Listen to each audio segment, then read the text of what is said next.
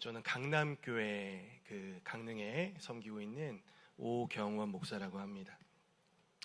제가 지금 웃지 않아도요, 이게 굉장히 반가워하는 얼굴입니다. 정말로. 제가 보시는 것처럼 이렇게 목사님처럼 생기지가 않았어요.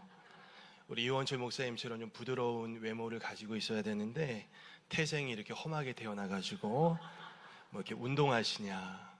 또 저희 사택에 군인들이 많이 살아요. 그래서 저한테 군인이냐 말씀 많이 하시고, 또 이렇게 누구 경호하는 사람 같다 그런 얘기 많이 하셨어요.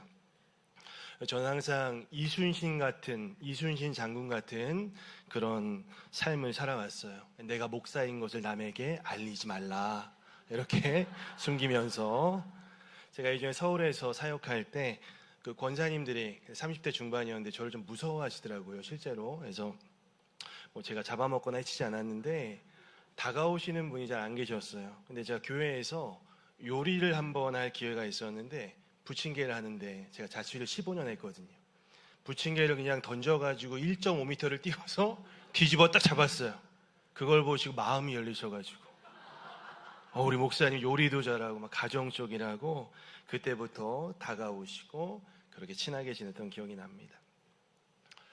제가 아내와 이제 교제하고 처음 이제 아내 아버님을 뵙고 나서 아내 아버님이 저희 아내에게 이렇게 말씀하셨대요. 저 형제는 다른 일 하다가 나중에 신학을 한 거지. 그러니까 첫인상을 보시고 제가 인생에서 좀 방황을 하다가 뒷골목에서 좀 놀다가 음주 가무도 좀 즐기다가 나중에 좀 신학을 회심해가지고 하신 줄 알고 물어보셨다고 이야기합니다. 저는 고등학교 졸업하고 곧바로 20살에 신학교에 입학했습니다. 믿으세요? 네, 순수한 목사고요. 제가 저 얼굴 봐서는 막 술을 막 짝으로 놓고 마실 것 같은데 술을 한 모금도 먹어본 적이 없어요. 뭐 담배 한번 호기심으로도 펴볼 수 있는데 한 번도 그런 적이 없어요. 이렇게 저의 좀 외모에 대한 오해를 풀고요. 자, 우리는 하나님 안에서, 우리 하나님 아빠 아버지 안에서 우리 한 가족으로 부름받은 줄 믿습니다. 짧은 시간이지만 저는 가족을 만난다는 마음으로 이렇게 왔습니다. 저는 무익한 종이에요.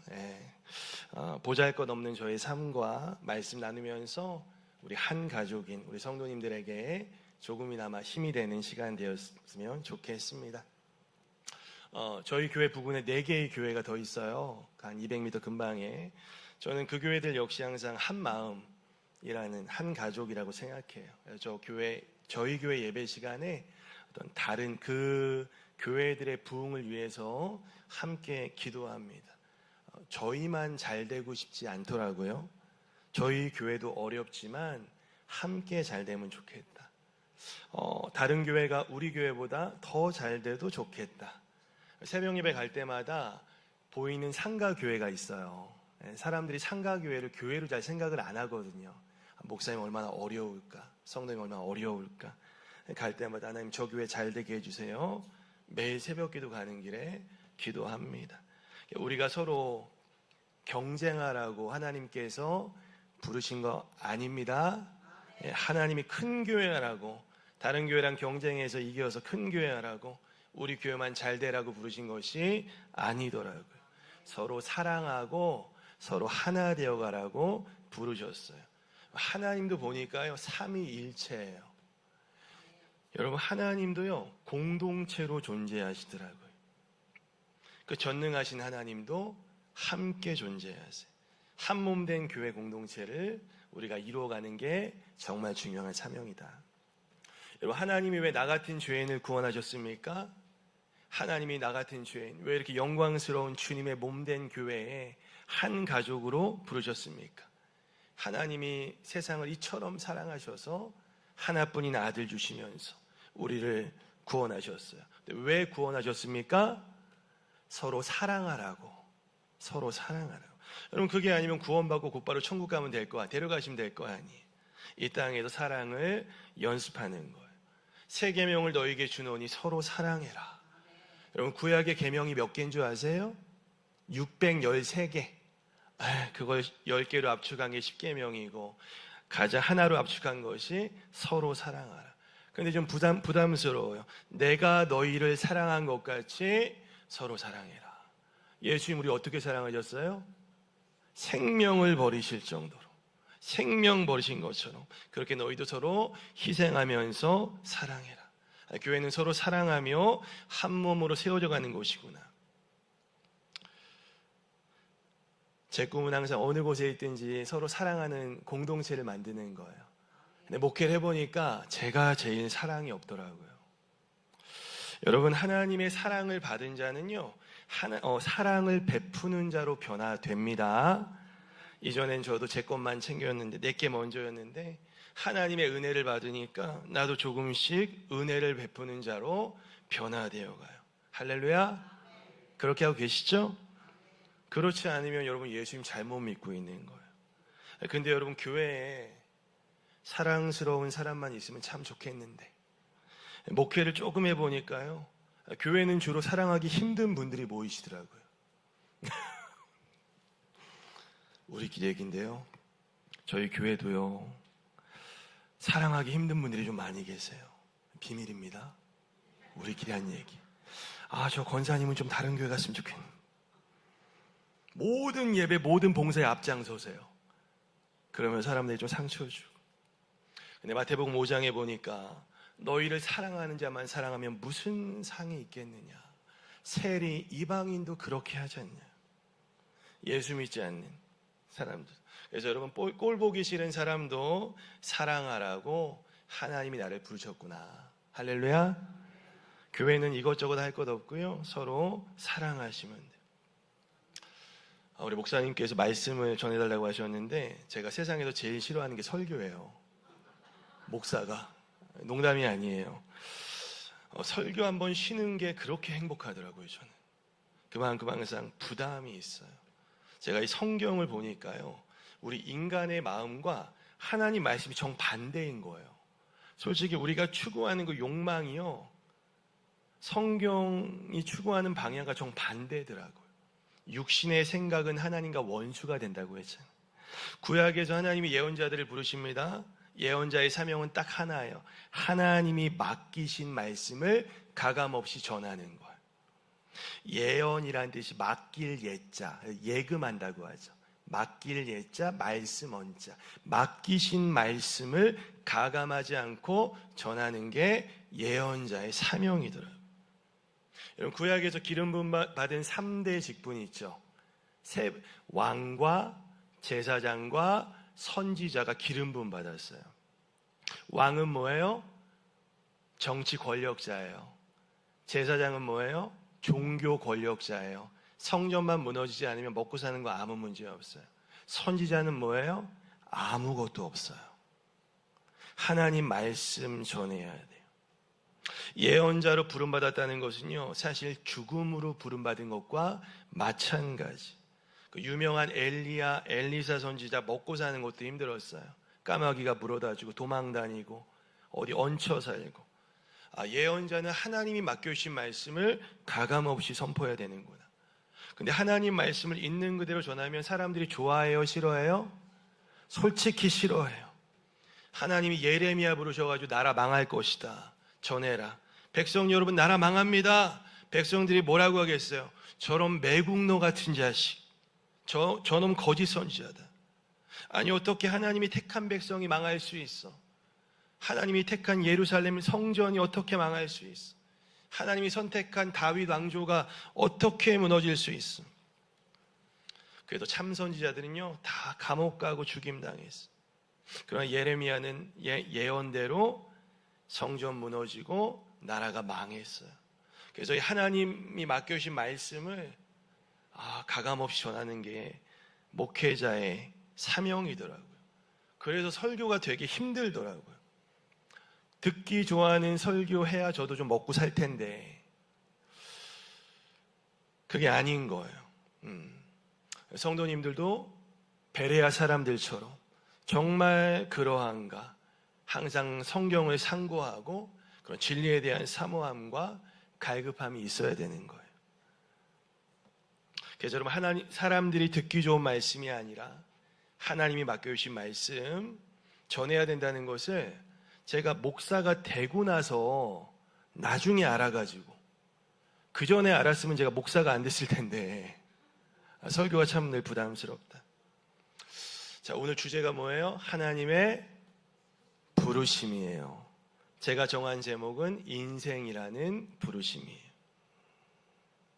그래서 먼저 저라는 사람을 하나님이 어떻게 부르셨고 목사로 세워가셨는지 좀 그 과정을 말씀드리고, 우리 성도님들을 향한 하나님의 부르심이 무엇인지 좀 말씀을 드리려고 합니다. 제 가족 이야기를 조금 하겠습니다. 네. 저희 그 친할아버지께서는 원래 이북 분이셨는데 내려오셔가지고 그 고등학교 사회 선생님을 하셨어요. 세계사를 굉장히 잘 가르치셨는데 그놈의 돈이 뭔지 조금 돈 욕심이 과하셔가지고 선생직을 그만두시고 사업을 하시면서 나쁜 짓을 좀 많이 하셨어요.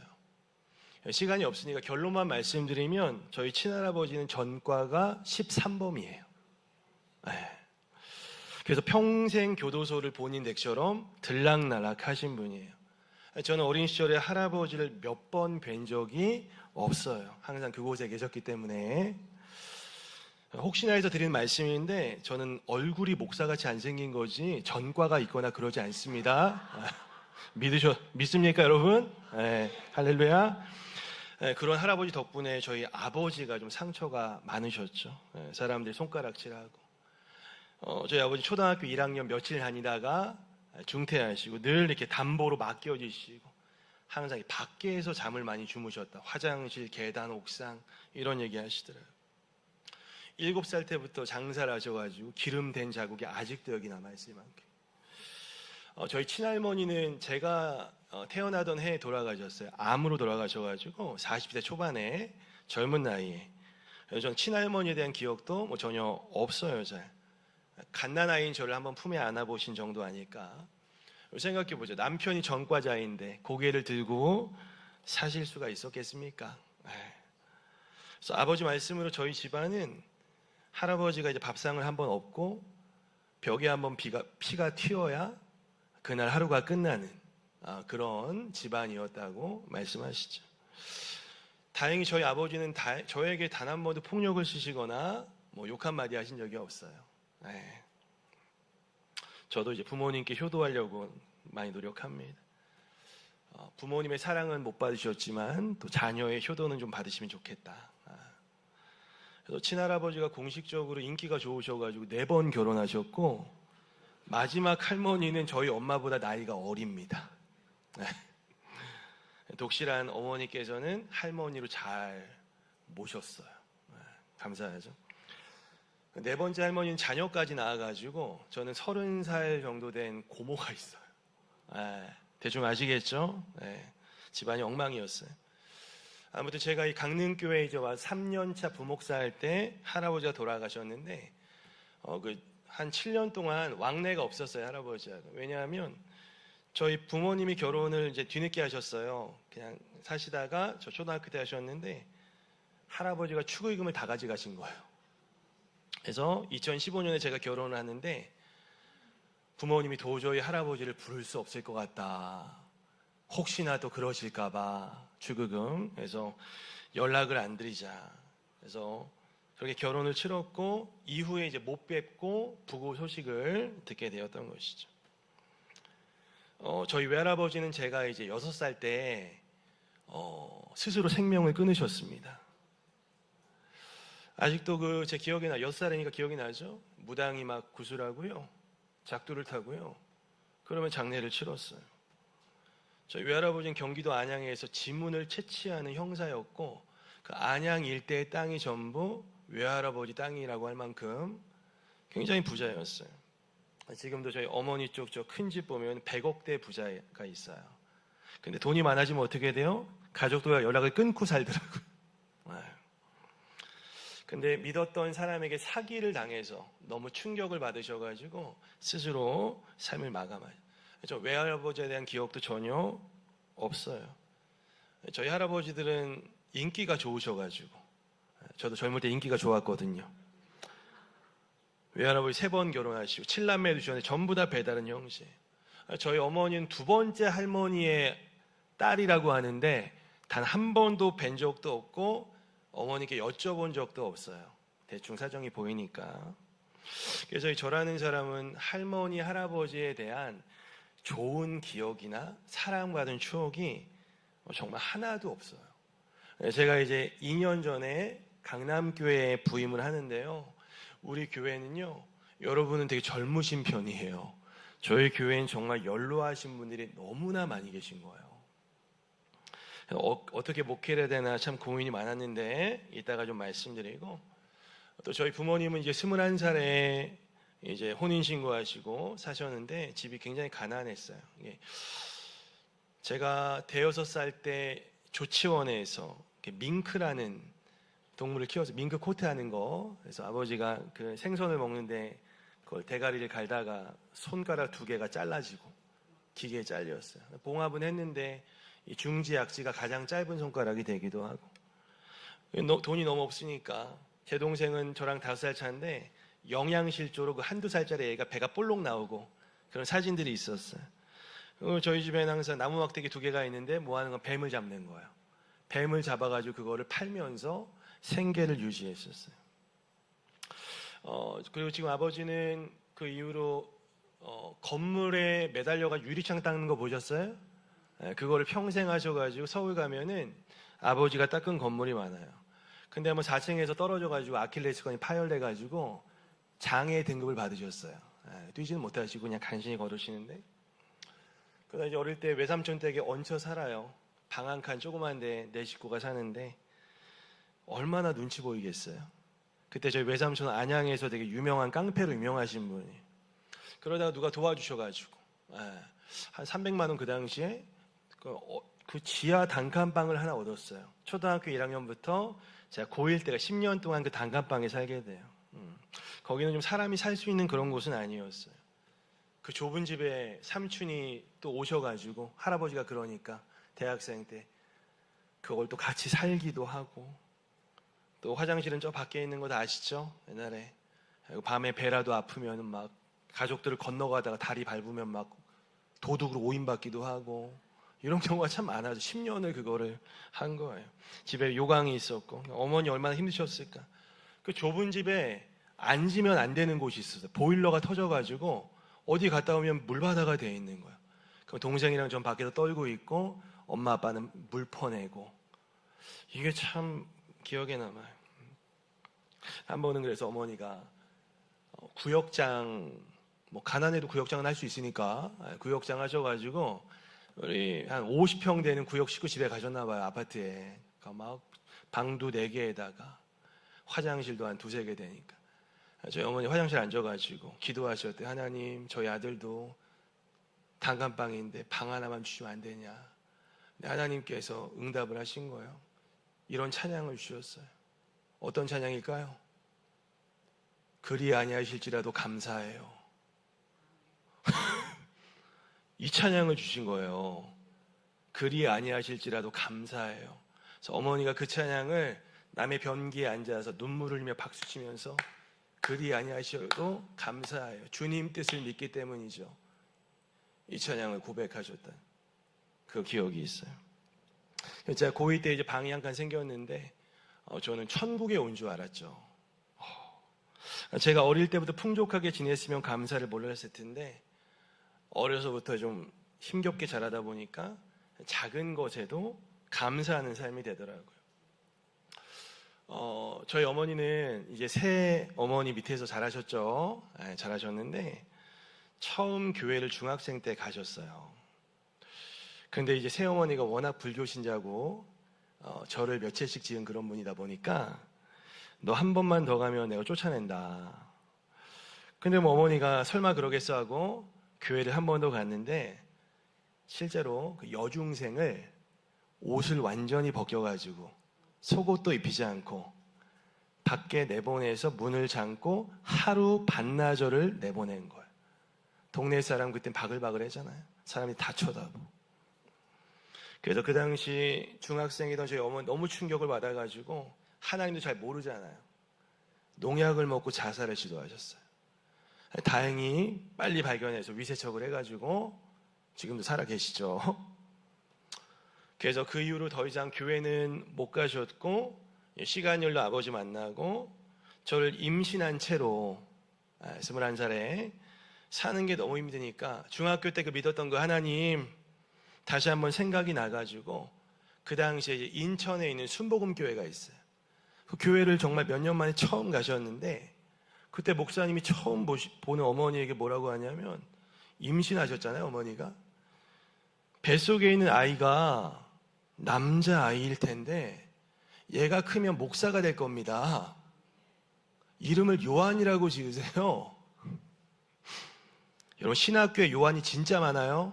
요한이라고 짓지 마세요. 30명씩 있어요. 아니면 생각해 보세요. 어머니가 몇 년 만에 너무 힘들어가지고 그냥 하나님도 모르고 교회 한번 가보신 건데, 처음 보는 목사님이 그런 말을 너무 황당한 거예요. 아니 뭐야, 힘들어서 나 교회 나왔는데 저 목사님 처음 본 나에게 무슨 말을 하는 거야. 아니 애가 남자인지 여자인지도 모르는데 또 이름을 뭐 요한이라고 지고 무슨 목사가 돼. 이게 무슨 소리야. 나중에 태어나니까 뭐예요? 남자애고 저예요. 그게 저잖아요. 그래서 여러분, 저희 가족들, 제 친한 친구들은 전부 다 저를 잘 요한이라고 불렀어요. 제 본래 이름은 우리 친할아버지가 감옥에서 지어주신 그런 이름이에요. 그러다 또 사는 게 힘드시니까 어때요? 교회를 또 안 나가시고.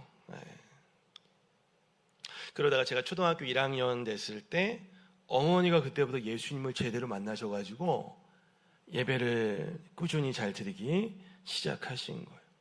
그러다가 저는 이제 고등학교 1학년쯤 되어가지고 수련회를 하면서 제가 정말 강력하게 주님을 만나게 되었어요. 정말 강력하게 주님을 만났고, 온갖 죄를 회개하고 눈물 없는 제가 눈물 콧물 범벅이 되었고, 난리도 아니었어요. 제가 기도를 마치고 나서 성전 밖을 나갔는데 정말 늘 보던 하늘이 다르게 보이고요, 정말 나무가 저한테 말을 거는 것 같은 거예요. 공기가 달라요. 신기하다. 그리고 마음이 되게 개운한 거예요. 나중에 보니까 죄가 깨끗이 씻어졌으니까 그런 거죠. 나중에 알았어요. 내가 변화되니까 세상이 다르게 보이더라고요. 내가 변화되니까. 근데 제가 제 입으로 여러분 나 변했어 이러면 조금 그렇잖아요. 근데 저희 부모님이 저를 보고 계속 사람들에게 뭐라고 하시냐면, 우리 아들이 수련회 갔다 오더니 변했어, 진짜 변했어, 이렇게 말씀을 하시는 거. 그리고 제가 고등학교 2학년 3학년 때 담임 선생님이 학교에서 저한테 이런 말을 하셨어요. 내가 2년간 너를 지켜봤는데 정말 널 보면 하나님이 살아계신 것 같아, 이러시는 거예요. 그분은 불신자였어요. 그래서 제가 깨달았어요. 예수를 믿는다는 것은 변화구나. 작더라도 변화가 있어야 되는 거예요. 내가 말하지 않아도 굳이 나의 변화된 삶을 사람들이 아는구나. 저는 제가 주님을 정말 분명히 만나기도 했지만 주변 사람들의 그런 이야기를 통해서 내가 정말 주님을 만났다는 것을 아주 확신하게 된 것이죠. 예수님 만나고 나서 놀라운 일이 발생했는데 저에게 지혜의 영이 임했어요. 이게 무슨 말이지? 제가 당시에 반에서 55명 중에 54등을 했어요. 55등은 배구하는 친구인데 연세대로 직행하는 친구예요. 그러니까 제가 실제로 꼴찌예요. 근데 제가 주님을 만나고 나서 공부가 너무 재밌어지는 거예요. 이게 믿어지세요? 전교 석차를 무려 제가 300등 넘게 따라잡은 거예요. 그래서 그 고등학교에서 저는요, 전설로 남아있어요. 이런 저의 삶을 보신 그 담임 선생님이 수능 보고 나서 저를 부르시는 거예요. 하시는 말씀이, 경원아, 내가 너를 2년 동안 지켜봤는데 네가 인상은 참 더러워도 애들한테 마음 씀씀이가 참 좋고, 그러면서 너 정도면 고난의 길을 걸을 수 있을 거야. 뭐요? 고난의 길이 뭐예요? 저는 사회복지에 가지고 어려운 사람을 돕고 싶었거든요. 근데 선생님이 아니야. 너는 목사가 돼서 어려운 사람을 도우며 살아야 된다는 거예요. 그 불신자 선생님이 나중에 네가 교회 하면 내가 갈게. 저에게 신학교를 가라는 거예요. 저는 고3 때까지 신학교라는 학교가 있는 줄도 몰랐어요. 목사가 된다? 전혀 생각해 보지도 않았어요. 저희 부모님도 그런 말씀을 전혀 하신 적이 없어요. 근데 선생님 말씀이 하나님의 음성으로 들린 거예요, 저한테. 그리고 나서 어머니한테 전화를 했더니 너무 기뻐하시면서 그 옛날 어머니가 뱃속에 품고 있을 때 했던 그 목사님과의 이야기를 그제야 저에게 꺼내신 거예요. 그래서 제 마음에 평안이 가득하더라고요.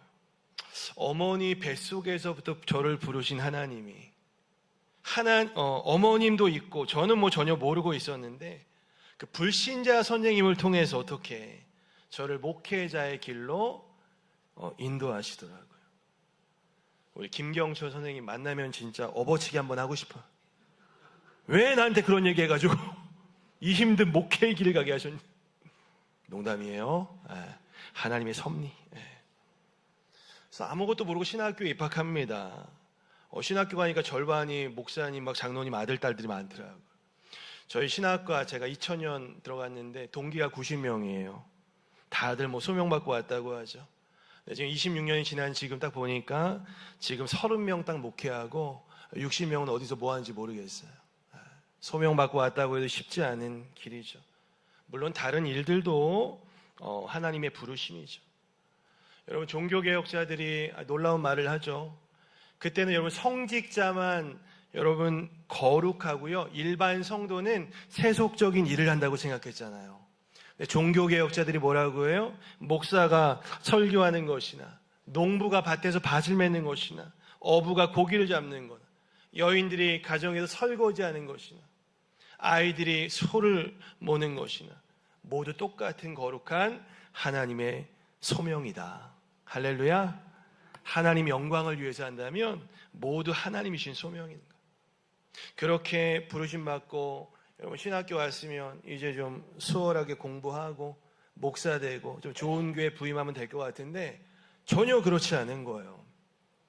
제가 우선 맨날 수업을 출석만 부르고 나오는 거예요. 그리고 학사 경고를 2번 맞고 3번 맞으면 학교 잘리거든요. 학교 잘릴 뻔한 거예요. 퇴학당할 뻔했어요. 그 시기에 해야 될 것들을 하지 않으면 나중에 고생하더라고요. 그러다가 이제 한 선배님을 제가 여자 선 만나게 됐는데 그분이 저를 되게 예뻐해 주셨어요. 되게 저에게 관심과 사랑을 베풀어 주시더라고요. 저는 되게 별 볼 일 없고 그런 사람이었는데 누군가에게 처음 관심과 사랑을 받은 거예요. 저 남자로 사랑한 게 아니라 이렇게 후배로 예뻐해 주셨어요. 그래서 제가 사랑을 받으니까 제가 달라지는 거예요. 신기하다. 제 안에 가능성이 막 나오는 거예요. 그래서 느낀 게 사람은 잔소리한다고 설교한다고 변하는 게 아니구나. 사람은 사랑해야 변하는구나. 제 안에 막 가능성이 나오는 것이죠. 제가 고등학교 때 주님을 만났다고 이제 신학교에 들어갔다고 그게 끝이 아니라 그게 시작이더라고요. 이 사명의 길은 나 혼자 가는 길이 아니구나.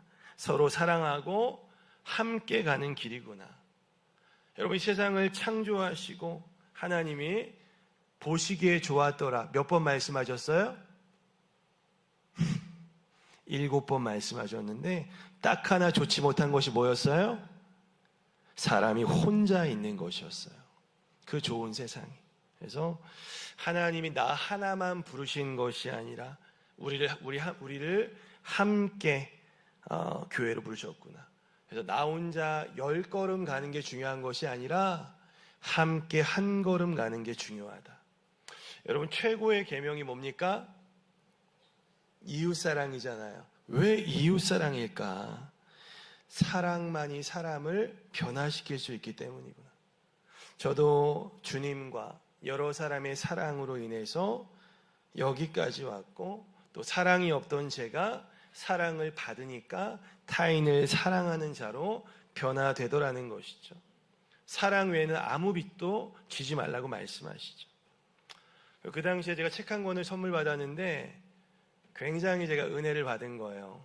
공부도 안 하고 이랬는데, 그래서 제가 군대 갈 무렵이었는데 제가 군대에서 3일에 한 권씩 책을 읽었어요. 그래서 제대할 때 한 250권 정도 그 책을 읽고 나오게 돼요. 그리고 그 하나님 말씀을 창세기에서부터 매일 한 장씩 하루에 2시간, 3시간씩 매일 묵상해서 쓰는 거예요. 이 공책이 이만큼 남아있어요, 아직도. 그렇게 하나님 말씀을 사랑했어요. 이렇게 하나님 말씀을 사랑하니까 그 말씀이 저를 지켜주는 거예요. 하나님이 저를 군대에서 굉장히 높여주셨어요. 너는 우리 부대의 얼굴이다. 중대장님이 저 이병 때부터 저한테 오목사라고 불렀어요. 250명 그 중대에서 오목사 하면 돼, 이병 오목사 이렇게 할 정도로 굉장히 하나님이 높여주시고, 제가 그때부터 목사였어요. 저는 군 생활이 굉장히 행복했어요. 지금 군대 가라고 해도 너무 가고 싶어요. 당장 짐 싸는 그런 사람이에요. 제 인생에 가장 행복했던 시간이 결혼 생활이 아니라, 할렐루야, 군대 생활이었습니다. 왠 줄 아세요? 그때 제 인생에서 하나님과 가장 가까이 있었기 때문에. 그때처럼 지금 못해요. 저는 하나님이 제 곁에 계신, 옆에 계신 줄 알았어요. 에녹이 하나님과 300년간 동행했다며요. 제가 그걸 알겠다니까요. 군 생활이 힘들어요. 근데 하나님이 함께 하시니까 행복해요. 걸레질을 하는데 막내 때 여기는 예수님이 지나가시는 자리야. 최선을 다해서 걸레질 하는 거예요. 사람들이 저를 신뢰하고 저를 막 좋아하는 거예요. 힘든 문제가 있어서 저한테 다가와요. 기도해줘. 저는 제대한 날 승천할 줄 알았어요. 에녹이 동행하다 승천했잖아요. 그 정도로 하나님과 함께 했어요. 하나님 나 데려가시겠다. 근데 안 데려가시더라고요. 왜요? 사명이 있으니까 이 땅에. 제대하고 나서 세상에 못할 것이 없다고 생각을 했는데, 제대하고 나서 이제 광야의 시간이 찾아와요. 하나님이 저를 낮추시는 정도가 아니라 거의 으깨어 버리셨어요. 제대해 보니까 집은 여전히 가난했고, 부모님이 제 명으로 돈을 빌려서 신불자가 돼서 2021년에 5년 전에 회복했어요. 복학을 2년 동안 못하게 되고 온갖 일을 하게 돼요. 군대까지 한 4년 복학을 못한 것이죠. 오토바이 배달을 많이 했어요. 그때 한 2년. 교촌치킨 한 열흘 했는데 사장님이 너는 10년 한 애보다 낫다. 저는 이렇게 이거는 예수님이 먹는 음식이다 생각하고 빨리 가자. 모든 신호를 다 어기고 가는 거예요. 이렇게 열심히 막. 한식집 배달을 했는데 사장님이 초봉을 140주기란 170을 줘요. 너처럼 열심히 하는 처음 봤다. 너랑 계속 함께 일하고 싶다. 그래서 항상 맡겨진 거에 대해 혼을 다해 죽게 하듯 열심히 한 거예요. 저는 신학교에서 배운 것보다 군대에서, 일상에서 하나님을 많이 배웠던 것 같아요. 복학을 해야 되는데 4년간 못하니까 힘들더라고요. 제가 돈을 벌면 집이 어려우니까 부모님 다 갖다 드리는 거예요. 그러다 보니 내 인생은 뭐지? 나는 복학도 못하고 다른 길을 가야 되나? 되게 힘든 시간들을 보냈어요. 친구들은 다 이렇게 하고 있는데. 제가 25살에 처음으로 뭘 했어요? 가출을 합니다. 가출해서 술, 담배 한 번도 안 하잖아요. 뭐 했냐? 밤에 서울에 나가요. 제가 경기도에 살기 때문에 서울 나가서 밤새 걷는 거예요. 새벽 첫 차 타고 집에 들어와요. 방으로 들어가서 문 잠고 거실에 나가지 않고 이런 시간을 보냈어요. 그리고 그때 처음으로 저는 교회를 빠져본 적이 단 한 번도 없는데 그 2주간 그 주일 예배를 빠졌어요. 제 평생 유일한 2주인데 그 정도로 너무나 하나님께 실망했고, 제가 12층 살았는데 거짓말이 아니라 정말 뛰어내리고 싶은 충동이 있었어요. 사탄이 저를 끌어당기는 것 같아요. 이런 걸 경험해 보신 분이 계실지 모르겠어요. 보다 못한 아버지가 이제 엄마가 막 시켜가지고 아버지가 아들 좀 만나봐, 얘기 좀 해봐라. 전 아버지랑 스킨십 해본 게 군대 갈 때 약수 한 번 한 게 끝이에요. 이렇게 좀 서먹한 면이 있는데 아버지가 절 부르셔가지고 대화를 하는데 그런 말씀을 하세요. 본인도 너무 인생이 힘들어가지고 제가 군대에 있을 때 강원도에 와서 저희 집이 경기도 안양이거든요. 강원도에 와서 자살을 시도하셨다는 거예요. 어떤 호수인지 호수인데 그걸 얘기를 해주시네요. 죽으려고 들어갔어요. 처음에는 막 숨을 참고 두 번째는 막 숨을 쉬면서 물이 들어오잖아요. 너무 고통스럽더래요. 그러다가 어느 순간 평온하더래요. 정신을 잃은 거예요. 근데 저희 아버지 살아 계시거든요. 나중에 보니까 그곳에 어떤 축제를 하고 있었나 봐요. 지역마다 축제 많이 하잖아요. 경찰들이 순찰을 하고 있었던 거예요. 약주하고 막 괜히 사고 치는 사람들, 막 난동 피우는 분들 순찰하다가 저희 아버지 물에서 죽어가는 거, 기절한 거 보고 꺼내가지고 이거 하고 그렇게 살리셨다는 그 얘기를 하더라고요. 이건 아들, 엄마도 모르는 거야. 아빠도 많이 힘들었어. 그 말씀 듣는데 제가 정신이 번쩍 들었어요. 아버지도 얼마나 삶이 힘들고 절망적이면 저러셨을까. 내가 힘든 거는 아무것도 아니구나. 그렇게 정신 차리고 이제 학비를 모아서 복학을 하죠. 저는 신불자니까 학자금 대출도 못하고, 그러니까 정말 기도를 많이 했어요. 하나님이 학비 같은 거 놀랄 정도로, 이거 얘기하면 또 길어요. 다 해결해 주시고. 학자금 빚이 10,000원도 없어요. 지금 부목사님들 보면은 막 학자금 2,000, 3,000만 원씩 다 있거든요. 전 신불자를 할 수도 없었고 기도하는 거. 하나님만 말씀드리면 이제 강릉교회 부목할 때 숭실대 석사를 했는데 교회에서 막 1,000만 원 대주고, 또 성도 중에 한 분이 제 설교를 좀 좋아하는 분이 계셨어요. 수백 개를 녹음해서 본인 지인들에게 뿌리시는 거예요. 그래서 그분이 한 1,000만 원 해주시고, 또 학교 다니면서 또 수석으로 졸업을 했어요. 그렇게 공부 못하던 제가 수석으로 졸업을 하고 돈을 벌고 다녔죠. 하나님이 그렇게 저를 훈련을 시켜 가시더라고요. 그리고 첫 사역을 시작하는데 떨리잖아요. 처음에 저는 참 순수해가지고 개척한 지 1년 된 교회 사역을 갔어요. 나중에 보니까 동기들은 큰 교회에다 줄 서 있더라고요. 줄 서 있더라고요. 저는 개척된 1년 된 교회 지하에 신발 벗고 들어가는 그 교회, 한 달 사례가 제가 40만 원, 거의 4년 있었어요. 그것도 제때 못 주셔가지고 주급으로 주시더라고요. 10만 원씩. 저에게 처음 맡겨진 그 아이들 쌍둥이 자매 둘이었어요. 2명인데 욕을 그렇게 잘해요. 예배할 때 제가 설교하면 욕을 저는 할 거였어요. 말씀 전하고 아이들 사랑했습니다. 1년 반 만에 40명이 넘어가지고 목사님이 대출해가지고 장소를 따로 얻어주실 정도였어요. 한 번은 대학원에서 인문학 강좌라고 2등을 해가지고 100만 원을 받았어요. 헌금하고 싶은 거예요. 이게 하나님이 주신 마음이 사탄이 준 마음, 헌금을 하고 싶어. 그런 마음을 내쉬어가지고 헌금을 했어요.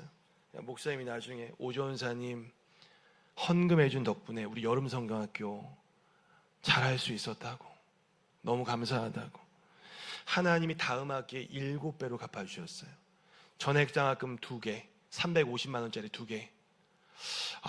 제가 느낀 게 하나님께 아까워하지 않고 드리잖아요.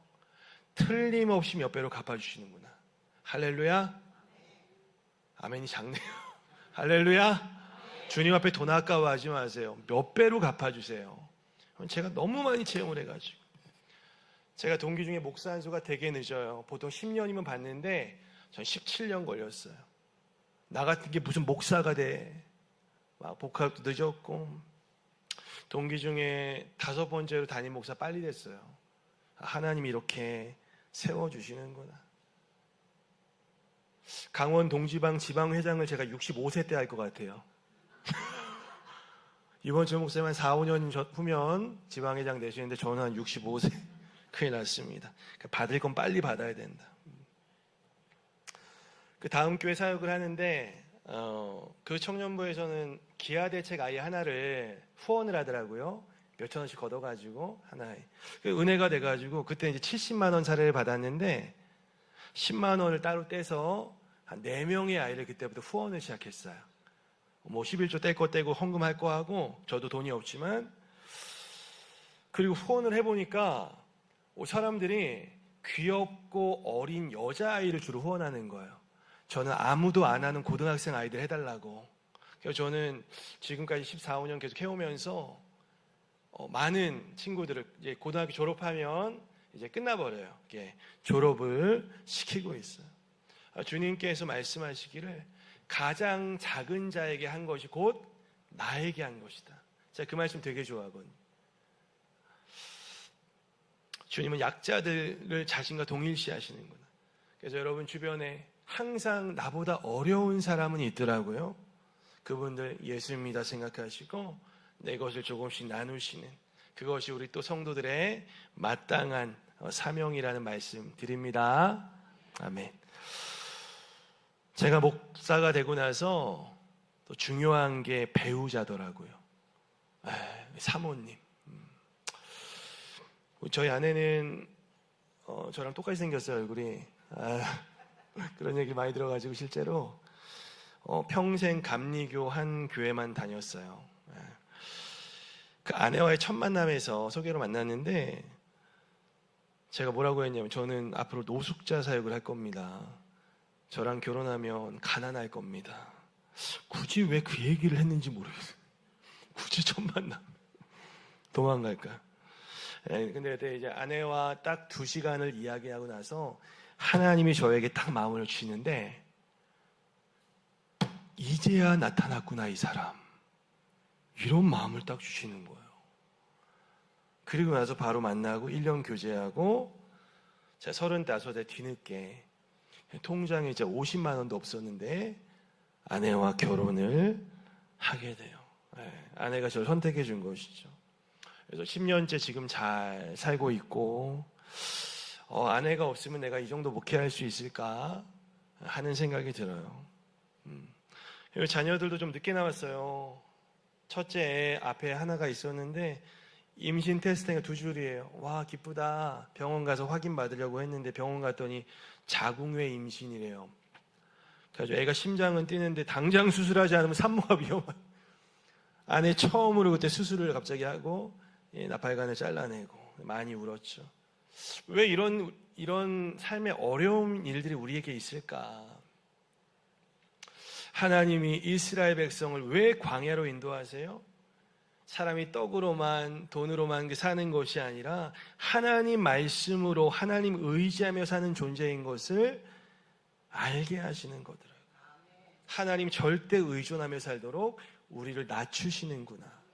여러분, 하는 일마다 잘 돼봐요. 하나님 찾겠습니까? 여행 다니기 바쁘지. 그래서 어려움을 주시는 거는 하나님이 나에게 더 가까이 와 라고 하는 주님의 음성이구나. 그래서 이후에 2 아이들 잘 크고 있습니다. 그래서 서울에서 있다가 이제 지방사역을 좀 해보자.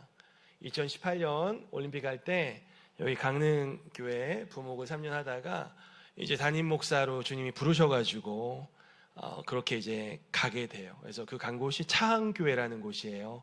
대관령의 차항리라는 곳에 조그만 교회 하나 있는데, 이 교회가 죄송해요, 좀 문제가 많이 있었어요.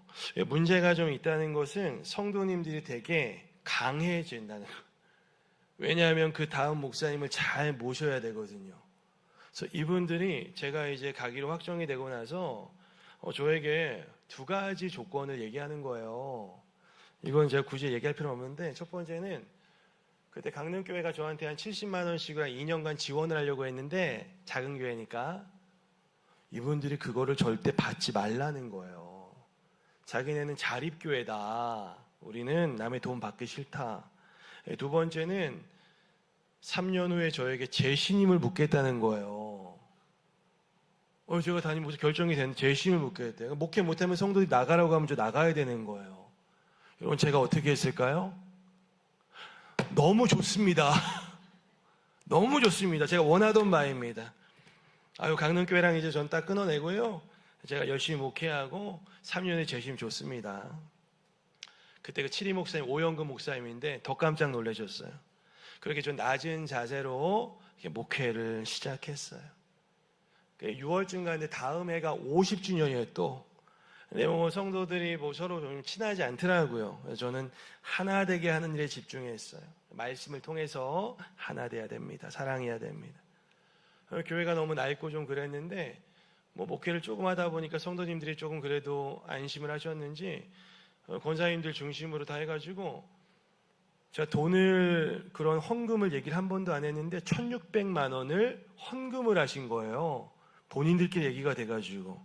그래서 리모델링도 하고 이렇게 교회를 든든하게 세워갔어요. 그리고 제가 가자마자 한 3개월간 연속 10주 가까이 전도를 나갔어요. 거기 차항 마을에는 집이 한 60개 정도 있어요. 그거를 토요일마다 3시간 걸려서 한 분 한 분 찾아가는 거예요. 하루는 샌드위치, 하루는 떡, 하루는 간식거리, 10주 연속으로.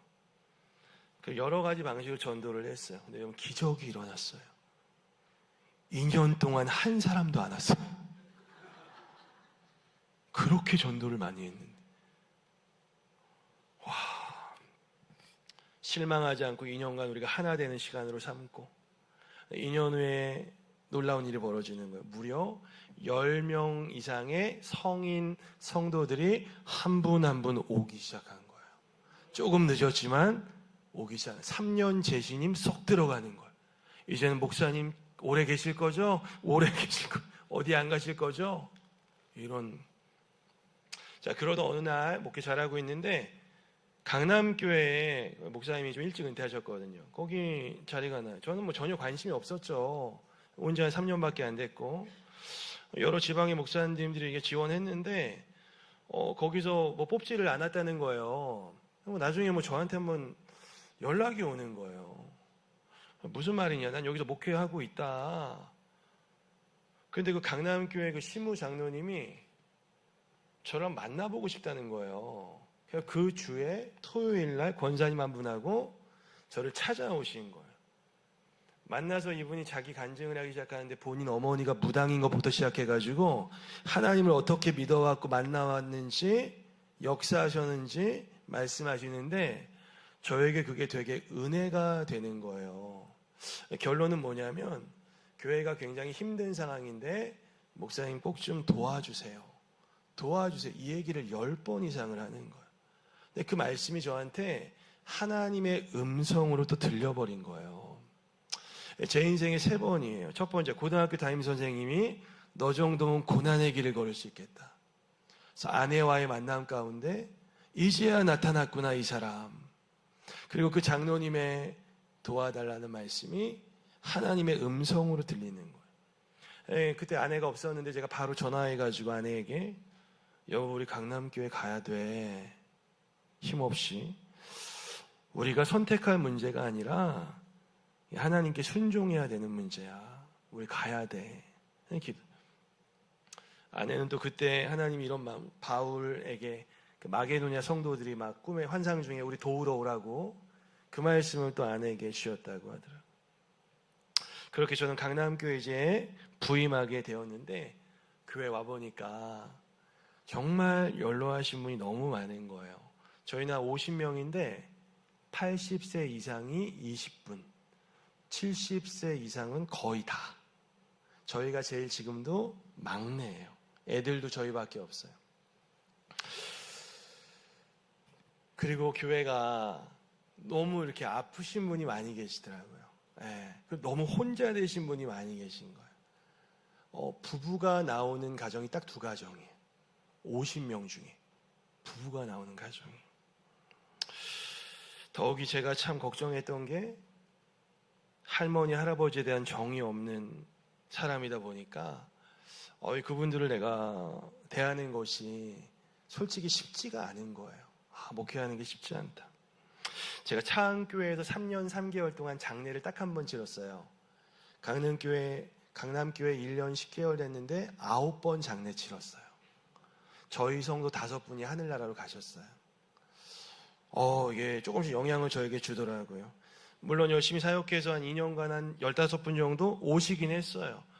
처음에 교회가 1,000만 원 빚이었는데 지금 오늘까지 한 6천만 원 이상 모아져 있어요. 그러면은 좋은데 시간이 갈수록 굉장히 쉽지 않은 거예요.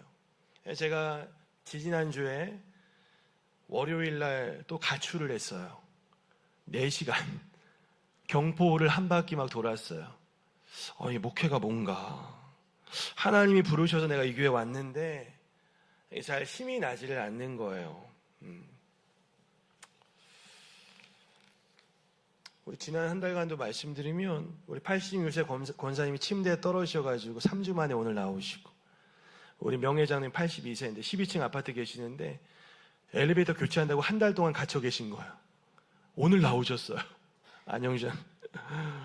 지난주에 85세 그 무당 권사님 쓰러지셨어요. 심장막동기 하시고 나중에 집에 갔는데 이상해. 기절하시면서 뼈가 부러지신 거예요. 이게 다 지난주에 있던 일이에요. 저희 교회는 기본적으로 암은 다 가지고 계시고요. 너무 두려우니까 또 이분들이 밤에 새벽에 5시 반에 전화가 와요. 새벽 기도하고 있는데 죽을까봐 두려운 거예요. 이게 병원에서. 올해 3, 4, 5, 6, 4개월 동안 전도했어요. 저 노방전도의 시대는 끝났다고 보는 사람인데 나갔어요. 그래도 그나마 처음엔 60대 분들 그나마 6분 오셨어요. 나중 되니까 아무도 못 나오시고 저희 부부만 매주 하는 거예요. 쉽지 않더라고요. 그 전도로 누가 오진 않았어요. 성도님들이 이제 저한테 미안해 하시는 거예요. 우리가 이게 나이가 많고 젊은 목사님 와서 이것저것 좀 해보려고 하는데 몸이 따라주지 않으니까 그냥 서로가 그냥 안쓰러운 그런 상황인 거죠. 보통 목사가 이 교회 사역하고 나면 그 다음에는 좀 더 나은 교회 가겠지, 이렇게 보통 생각을 해요. 저도 그럴 줄 알았어요. 근데 하나님께서는 더 나은 교회로 저를 부르신 게 아니라 더 어려운 교회로 저를 부르셨구나. 하나님께서 저를 꼭 필요로 하는 그런 교회로 부르셨구나. 하나님은 그 교회에 대해서 실망하지 않고 그 교회를 있는 모습 그대로 사랑해주고 섬겨줄 수 있는 그런 사역자로 저를 택하고 부르신 건데, 저는 혼자 차은교회보다 더 괜찮겠지, 사례도 많이 주겠지, 성도 수준도 좀 더 괜찮겠지, 그런 생각으로 혼자 하고 있던 거죠. 제가 원하던 목회, 꿈꾸는 목회가 있던 거예요. 하나님께서는 그런 저를 깨뜨리고 계시는구나.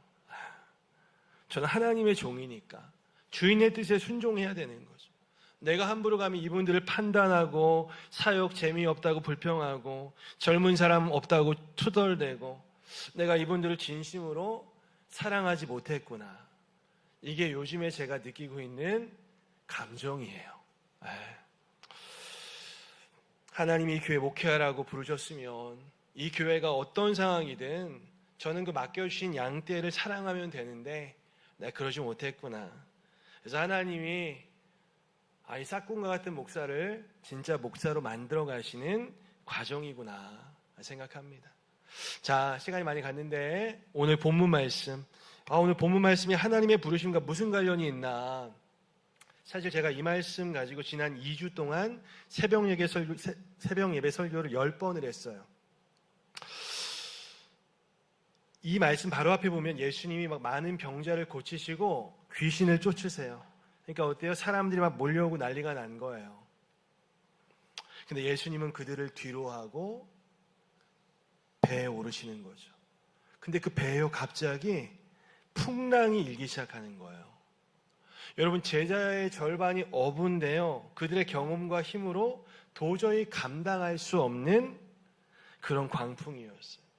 순식간에 물결이 거세지고 배 안에 물이 차기 시작하는 거예요. 어느덧 죽음의 문턱까지 가는 거예요. 근데 이 배 안에서 주님은 여러분 뭐하고 계셨어요? 주무시겠어요. 그러나 주님은 배 안에 함께 계셨다는 거예요. 주님 따라 이 배에 오른 것이죠. 주님이 함께 계신 배에도 풍랑은 있구나.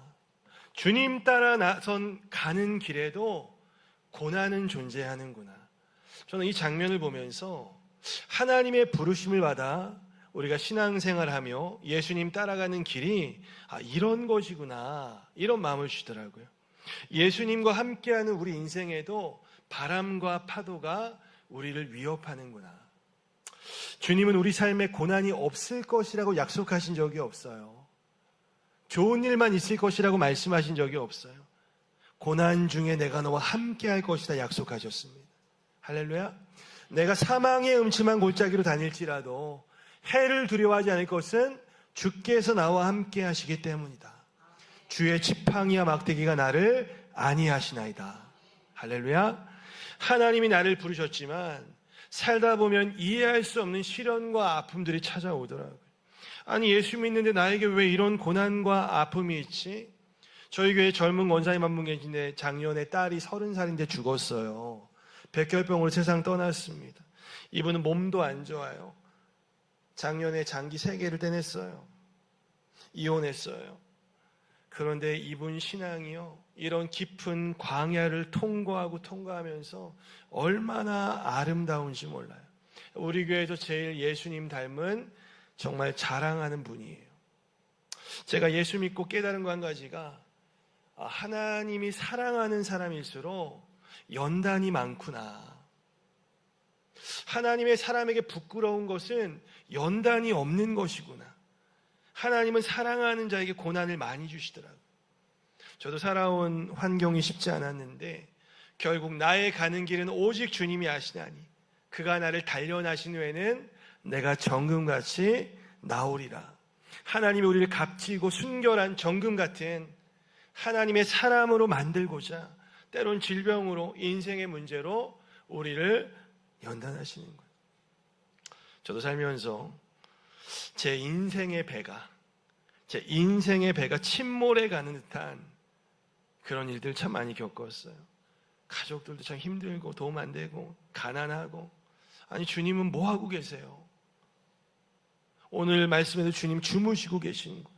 아니 나는 힘들어 죽겠는데 하나님은 주무시고 계신 것 같은 그런 때가 참 많더라고요. 제자들이 주님을 깨웁니다. 주여 우리를 구원하소서, 우리가 죽겠나이다. 아니 주님 지금 뭐 하시는 거예요? 지금 잠이 오세요? 우리 죽게 생겼다니까요. 내가 이렇게 고통 가운데 있는데 하나님 어디 계신 거예요? 왜 저를 돌보지 않으세요? 아니 나를 사랑하신다면서요. 그러면 이런 풍랑은 막아주셔야 되는 거 아닙니까? 아니 저에게 왜 이런 질병을 주세요? 이런 안 좋은 일이 일어나지 않게 미리 막아야 되는 거 아닙니까? 모든 걸 버리고 주님을 따라왔는데 왜 저를 죽음으로 몰아가세요? 우리는 우리의 인생의 배가 침몰해 갈 때 주님을 의심하고 원망합니다. 그러나 이것은 주님이 우리를 믿음의 사람으로, 하나님의 자녀로, 참 제자로 훈련하시고 세워가는 과정이, 여러 시험이 다가오든 기쁘게 여기라. 믿음의 시련이 인내를 만들고 너희를 온전하고 조금도 부족함 없게 하려 함이라. 그 바로 밑에 보면 서기관이 나와요. 여러분 수많은 사람 앞에 사람들이 몰려왔잖아요. 호기롭게 주님이 선생님이 어디로 가든지 저는 따라갈 것입니다. 이 서기관은 예수님의 그 병 고치는 능력, 귀신 쫓는 능력, 그거 보고 따라가려고. 저분 따라가면 한 자리 하겠구나. 주님 뭐라고 하세요? 나는 머리 둘 곳도 없어. 나를 따르는 길은 너가 생각하는 핑크빛 그런 길이 아니야. 누구든지 나를 따르려거든 자기를 부인하고 자기 십자가를 지고 나를 따르는, 제 평생의 좌우명을 삼은 말씀이에요. 왜 이런 말씀이 이렇게 마음에 드는지 모르겠어요. 여러분 하나님이 이집트에서 이스라엘 백성 구원하셨잖아요. 근데 바로 가나안 땅으로 인도하지 않고 홍해 바다로, 아니 하나님이 멍청하셔서 그리로 인도하신 거예요? 설상가상으로 뒤에서 이집트 최종의 부대가 쫓아오는 거예요. 원망해요 사람들이. 모세와 하나님 원망합니다. 우리 죽이려고 이리로 인도했습니까? 배에 탄 제자들처럼. 아니요, 하나님 놀라운 계획을 가지고 계셨어요. 누구도 상상하지 못한 길을 만드시잖아요. 죽음으로 인도하는 길 같은데 그 길이 바로 생명의 길, 구원의 길이었어요. 바다가 갈라지고 마른 땅처럼 거길 지나가는 거예요. 심지어 바로의 군대는 홍해로 인해서 전멸해요. 너희는 가만히 있어 주가 하나님 됨 알지어다. 예수님이 일어나시더니 뭐래요? 어찌하여 무서워하느냐? 믿음이 작은 자들아. 예수님은 이 심각한 상황에 전혀 놀라지 않으세요. 죽겠다고 난리치는 제자들의 믿음 없음에 더 놀라시는 거예요. 예수님은 우리에게 닥친 절망적인 상황이 아니라 우리의 믿음 없는 상태를 훨씬 위태롭게 보신다. 중요한 또 한 사실, 두려움과 믿음은요 반비례합니다. 여러분, 너희가 두려워하는 이유는 풍랑 때문이 아니라 믿음이 작기 때문이다. 우리의 믿음이 작아지잖아요. 반드시 두려움이 커지게 되어 있어요. 주님이 회당장 야이로에게 딸이 죽으니까 두려워하지 말고 믿기만 하라 말씀하시죠. 우리가 두려워한 이유는요, 겉으로는 환경 때문인 것 같아요. 그게 아니라 궁극적인 이유는 주님에 대한 믿음이 없기 때문에 두려워하는 거예요. 그래서 인생의 풍랑도 조심해야 되지만 정말 중요한 건 마음의 풍랑, 근심, 염려, 인생의 풍랑, 이거 조심해야 돼요. 여러분. 우울증, 공황장애, 불안하고 근심, 여러분 두려워하지 마세요. 이 두려움이 우리 인생의 배를 파손시킬 수 있다는 것. 여러분, 예수님 잘 믿으시기를 바랍니다. 오직 의인은 믿음으로 사는 거예요. 세상을 이기는 사람은 누구입니까? 예수가 하나님의 아들이심을 믿는 사람이 아니고 누구겠습니까? 요한 1서 5장 말씀. 믿음이 작은 자들아, 찾아보니까 성경에 딱 5번 나와요. 전부 다 제자에게만 말씀하세요. 여러분, 인생에서 제일 중요한 게 뭘까요? 파도가 치는 상황에서도 주님을 향한 굳건한 믿음을 지키는 것이 중요하다. 놀라운 일이 벌어져요. 제자들을 책망하신 주님이 바람과 바다를 꾸짖자 즉시 잔잔해지는 거예요. 순간 제자들의 풍랑으로 인해 큰 두려움과 충격을 받은 것보다 더 큰 충격과 두려움에 빠지게 돼요. 뭐라고 합니까? 이가 어떤 사람이기에 바람과 바다도 순종하는가? 하나님이 홍해를 가르친 것처럼 예수께서 바람과 바다를 잠잠케 하시는 거예요. 뭘 말하는 거죠? 예수님이 하나님이시구나. 예수가 하나님이시구나. 저는 하나님이 우리를 택하시고 또 저를 목사로 또 부르시고 우리 목사님도 또 여러분을 하나님의 자녀로 주님의 몸된 교회 한 가족으로 부르신 이유가 뭘까? 바로 우리에게 그 위대하신 하나님 그 자신을 알려주기 위해서구나. 이분이 누구이기에 너희는 가만히 있어 주가 하나님인데 말이죠. 우리는 이 인생이라는 하나님의 부르심을 통해서요, 하나님이 어떤 분인지 경험하고 알아가는 것이죠. 그렇게 하나님이 내 인생에 결국에는 전부가 되셔야 합니다. 여러분, 말씀을 정리합니다. 너무 오랜 시간 한 것 같은데, 사랑하는 여러분, 내 인생의 배가 침몰해 가고 있지 않습니까? 자녀가 속을 썩입니까? 가족 간의 갈등이 있습니까? 교회에 뭐 문제가 있나요? 질병과 고통 중에 계십니까?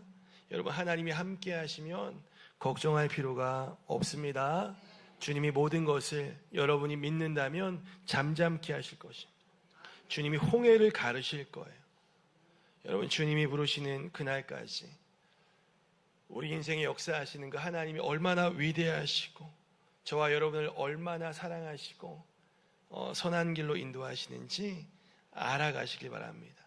그렇게 우리를 부르신 하나님과 늘 동행하시고 하나님 힘써 알아가시고 하나님 영광 위에 살아가시는 여러분 되시기를 주님의 이름으로 축복합니다. 아멘.